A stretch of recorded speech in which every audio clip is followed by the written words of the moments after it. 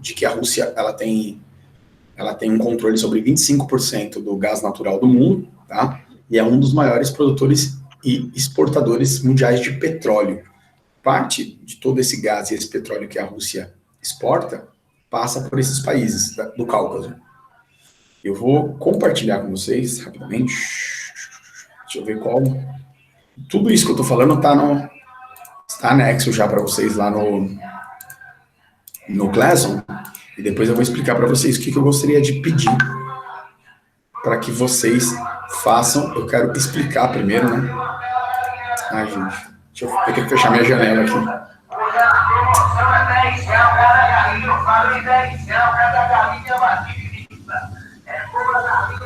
Deixa.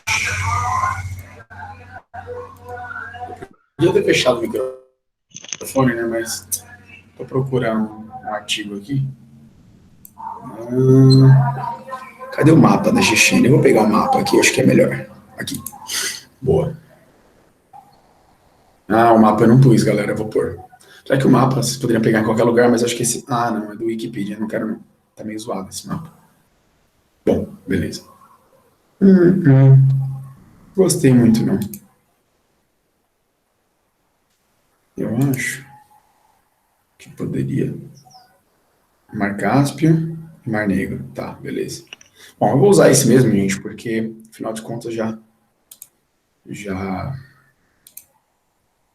perdi tempo aqui com esse mapinha. Deixa eu ver. Localização, cadê? Isso, pronto. Ó, então, estou compartilhando com vocês a minha tela e eu gostaria que vocês observassem, então, essa região em verde é a região que compreende a Chechênia, tá?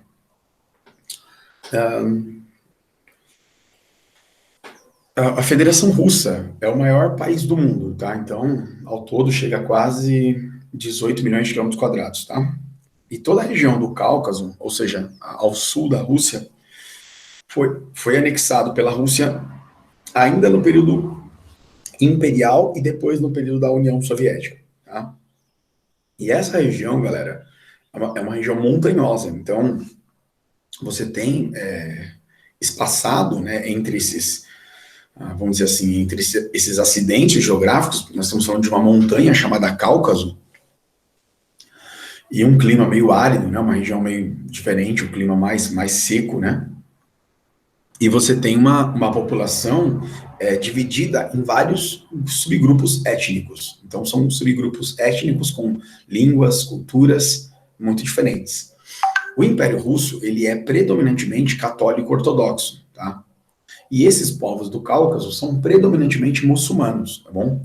Então, você tem desde muçulmanos até yazigues, até muçulmanos sunitas, muçulmanos xiitas, drusos, que são as variações aí de islamismo. Possivelmente deve ter uma minoria cristã, tá? Não duvido que tenha uma minoria cristã ortodoxa e algumas outras religiões, tal, né? Aí a gente imagina que tenha curdos também, né? O famoso povo curdo, que não tem um país, né? Eles são apátridas e tal. E aí, vamos dizer que o conflito entre os povos do Cáucaso e o Império Russo já existem há pelo menos 200 anos, tá? Porque o Império Russo é o país que tem supremacia, né, tem hegemonia sobre esse território, tá? Nos dias atuais, de 1991 para cá, para ser mais exato, a Chechênia é a principal província que luta pela independência, tá? Então, quase conseguiram em 1996, entretanto, a Rússia, né, primeiro com Boris Yeltsin, que foi o primeiro presidente da Rússia pós-Guerra Fria, e depois o atual presidente, que é o Vladimir Putin, que na época era primeiro-ministro, eles lideraram, né, expedições militares que mantiveram e mantêm até hoje a Chechênia como um território da Rússia, da Federação Russa, tá? E eu vou entrar num álbum de fotografia aqui, só para vocês sentirem um pouquinho. Ai, que legal. Gente, eu desisti desse mapinha feio aqui, não quero mais saber desse mapa. Vou deixar ele aberto, mas eu vou usar um outro mapa aqui para mostrar. Que acho que vocês vão conseguir se organizar um pouquinho melhor. Janela do Chrome. Cara, eu acho que eu vou apresentar uma janela, aí onde eu clicar, acho que ele vai, né? A tela inteira. Aí vocês só me falam se vocês estão vendo o que eu estou mostrando aqui. Só. Tá dando para ver aí? O Tá mapinha? apresentando. O mapa? Tá. Agora sim. Tá, beleza. Então, esse é o mapa político da região do Cáucaso, gente. Esse é um dos materiais que vocês vão ter que ler, ó. Ah, o mesmo mapa que eu estava falando está aqui, ó. Então, esse é um dos textos que eu vou deixar à disposição de vocês para vocês estudarem junto com as informações óbvias que eu estou trazendo, tá? Então, mapa político da região do Cáucaso. Deixa eu ver se dá para dar um F11 aqui, tá? Então, você tem aqui a Federação Russa, tá? E ao sul, ó, você tem algumas províncias, tá? Que são predominantemente províncias muçulmanas, tá? Esse é o famoso Cáucaso. Essa região é uma região montanhosa, tá? Então, falando de relevo, o clima é um clima semiárido para o árido, tá? É uma região mais seca e banhada pelo Mar Cáspio, tá? A leste e pelo Mar Negro a oeste. Então, dois grandes fatores levam a Federação Russa a não abrir mão desses territórios. Primeiro que poderia haver uma debandada, todo mundo poderia querer fazer a independência. Se a Chechênia tivesse sucesso nisso, né? Grozny, capital, automaticamente outros territórios também lutariam para fazer a independência. E o segundo e principal é a questão econômica, porque grande parte do petróleo russo e do gás natural russo é transportado por oleodutos e gasodutos que ficam nessa região. Tá? Eu estou explicando os dois motivos principais do conflito entre os dois países, tá? Mas dá para a gente dar uma viajada e tem muita coisa que a gente pode estudar sobre isso. E eu deixei esse texto para vocês depois darem uma lida e se aprofundarem um pouquinho. Aqui deixei um outro texto para vocês do site do Terra, Terrorismo na Chechênia, do separatismo ao elemento islâmico. Muitos especialistas afirmam que os grupos terroristas da Chechênia, que lutam contra a Rússia pela independência, são braços ligados à Al-Qaeda, tá? Não ao Estado Islâmico, mas à Al-Qaeda. Não dá para ter certeza, tá? Não dá nem para acreditar, nem para desacreditar. A gente teria que fazer uma pesquisa e tentar verificar, de fato. O fato é que já houveram alguns atentados terroristas, tá? Da Chechênia, de radicais chechenos contra a Rússia, para que a Rússia saia do território, para que a Rússia tire as suas tropas militares do território, tá? Então esse texto aqui também é interessante, né? Simplesinho. Aqui tem um texto da BBC que para mim é o mais formidável. Eu amo a BBC, né? Ela sempre faz materiais muito bons. É de 2002, porque foi quando aconteceu, assim, uma série de conflitos lá. E aí a BBC trouxe um texto chamado Entenda o Conflito na Chechênia. Então, tudo que eu expliquei para vocês, em resumo, né, aqui vocês vão ter uma visão um pouco mais completa, tá? Então, vai falar desde o fim da Guerra Fria até os conflitos, os atentados terroristas e tal, e o não reconhecimento da Federação Russa em relação à independência da Chechênia. Beleza. E o que acontece hoje, tá hoje, né? 2002 não é mais hoje, então tomar cuidado aqui. E aqui, gente, só me falam se vocês estão vendo uma ilha no Cáucaso, fotógrafo premiado vê a Chechênia. Sim, pronto. Tá. Eu fico preocupado se vocês não verem, eu fico falando, vocês não estão vendo, tá? Então, para terminar essa primeira parte, um fotógrafo que foi premiado num campeonato mundial de fotografia em 2014. 2014 foi um ano muito tenso, tá, gente? Porque 2014 foi o ano que a Rússia invadiu a Ucrânia, invadiu a Crimeia, que é uma ilha, né, que fica também, né, no mesmo mar.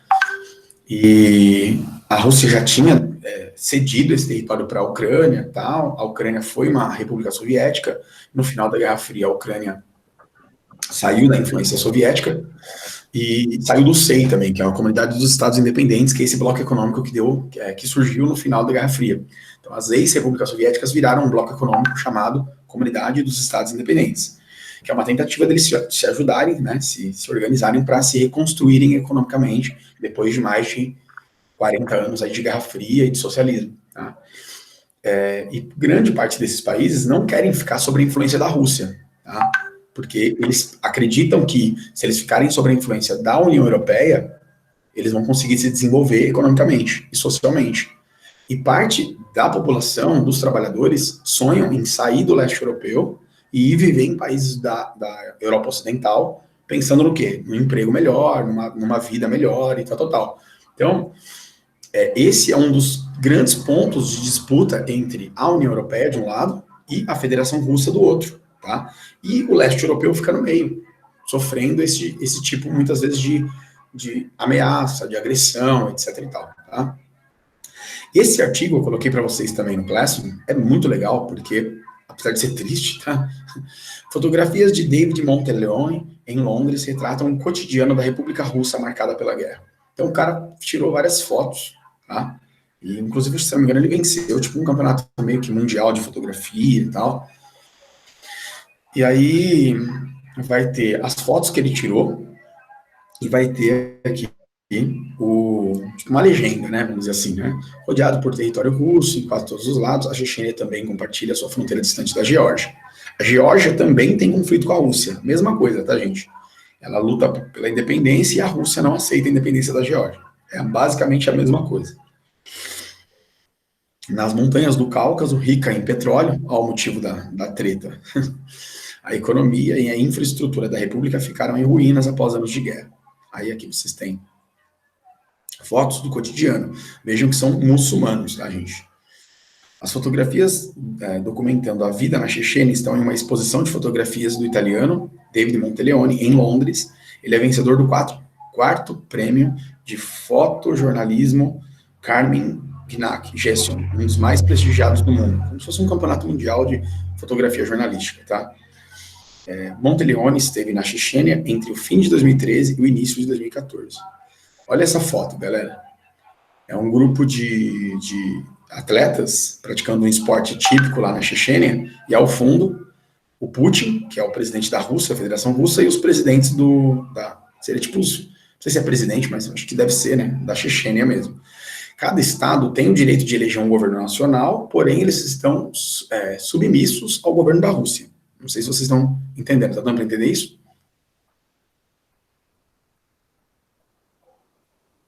Gente? Oi, Sim, pronto. Meu áudio não ligava. Meu áudio não estava ligando. Na Academia Central de Grozny, Grozny é a capital da Chechênia, tá?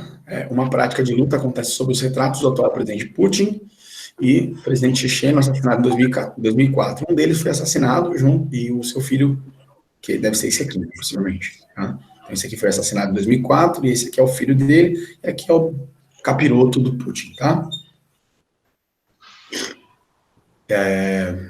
Um grupo de ativistas pró-Kadyrov aparece na principal praça da cidade para a celebração do 10º aniversário do Dia da Constituição.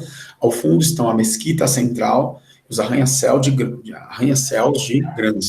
Grozny, o maior símbolo da reconstrução da região, com esforços e tal. Então, percebam que é uma região predominantemente muçulmana, tá?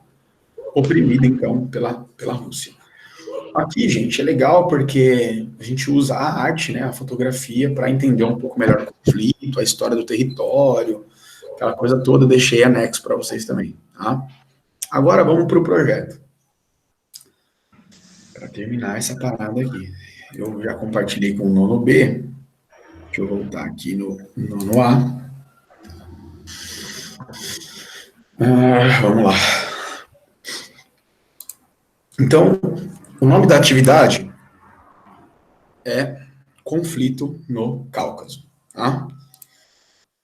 Coloquei lá para vocês todos esses links, tá? Vocês têm todo esse material para consulta.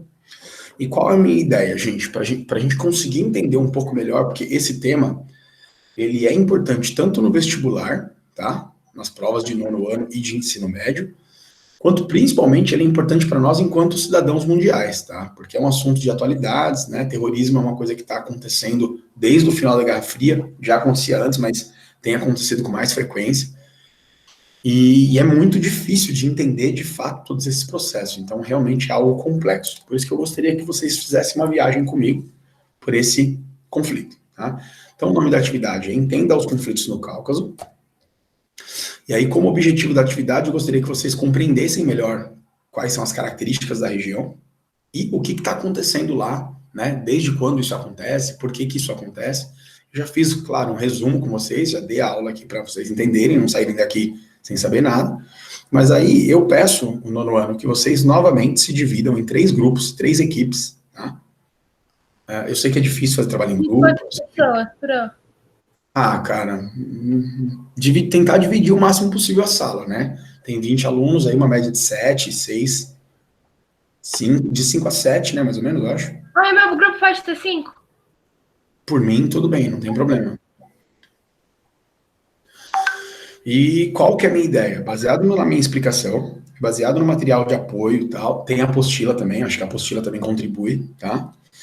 Vocês vão consultar esses materiais e vão apresentar um mini seminário. Por que mini? Porque não tem tanto assunto assim para falar, tá? É uma coisa mais resumida, tal, né? Podendo apresentar slide, aquela coisa toda que vocês fizeram da outra vez lá com a Europa, tá? E o grupo 1 fica com as origens do conflito, tá? Então vai buscar da onde, qual é a origem do conflito entre o Cáucaso e o Império Russo, tá? O grupo 2 fica com o fim da Guerra Fria, o fim da União Soviética e o aumento das tensões, tá? Porque as tensões entre esses países se agravaram no fim da União Soviética. Então, alguém vai ficar exatamente nesse período, falar do fim da Guerra Fria e dos conflitos gerados no leste europeu por conta do fim da Guerra Fria, por conta do fim da União Soviética. Claro, envolvendo o Cáucaso, tá, gente? Não pode perder o eixo central aqui, que é a região da Chechênia, da Geórgia, da Ossétia, tal, né, que é essa região que a gente está falando.